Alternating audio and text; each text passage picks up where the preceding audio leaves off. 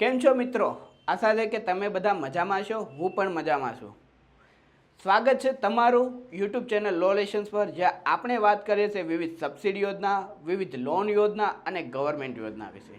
જો તમે હજી પણ ચેનલને સબસ્ક્રાઇબ ના કરી હોય તો ચેનલને સબસ્ક્રાઇબ કરી લેવા વિનંતી, કારણ કે આ ચેનલ પર આપણે વિવિધ સબસિડી યોજનાના વિડીયો અપલોડ કર્યા છે અને હજી પણ આપણે કરતા રહીશું. આજે આપણે એવી જ એક સ્કીમની વાત કરવાના છીએ જેનું નામ છે EPCG સ્કીમ, જેનું પૂરું નામ છે export promotion capital goods scheme. નામને બે ભાગમાં વેચતા આપણને સ્કીમ શાના માટેની છે એ આપણને ખ્યાલ આવે. એક્સપોર્ટ પ્રમોશન અને બીજું છે કેપિટલ ગુડ્સ. એક્સપોર્ટ પ્રમોશન સાંભળતા તમને ખ્યાલ આવ્યો હશે કે આ કોઈ એક્સપોર્ટને પ્રમોશન કરવા માટેની સ્કીમ છે. અને બીજું કેપિટલ ગુડ્સ. કેપિટલ ગુડ્સ એટલે કે મશીનરી અથવા તો કોઈ પણ ગુડ્સ કે જેમાં વધારે કેપિટલ ઇન્વેસ્ટમેન્ટની જરૂર પડે અથવા તો હેવી કેપિટલ ઇન્વેસ્ટમેન્ટની જરૂર હોય.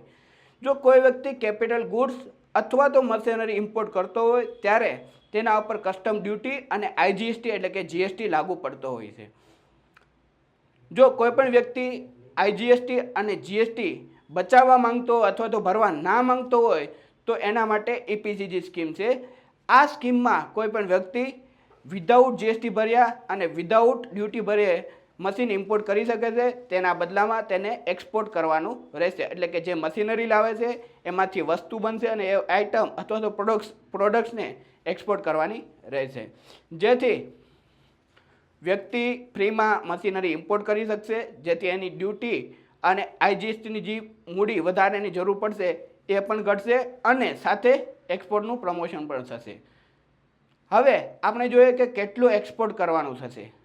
જો કોઈ પણ વ્યક્તિ 6 વર્ષમાં એક્સપોર્ટ કરી નાખવા માંગતો હોય તો જે ડ્યુટી પ્લસ GST સેવ કર્યો છે એ રકમના 6 ગણું એક્સપોર્ટ કરવાનું રહેશે. અને જો કોઈ પણ વ્યક્તિ 4 વર્ષમાં એક્સપોર્ટ સુલટાવી નાખવા માંગતો હોય અથવા તો એક્સપોર્ટ કરી નાખવા માંગતો હોય તો એને 4.5 ટાઈમ એટલે કે 4.5 ગણું એક્સપોર્ટ કરવાનું રહેશે.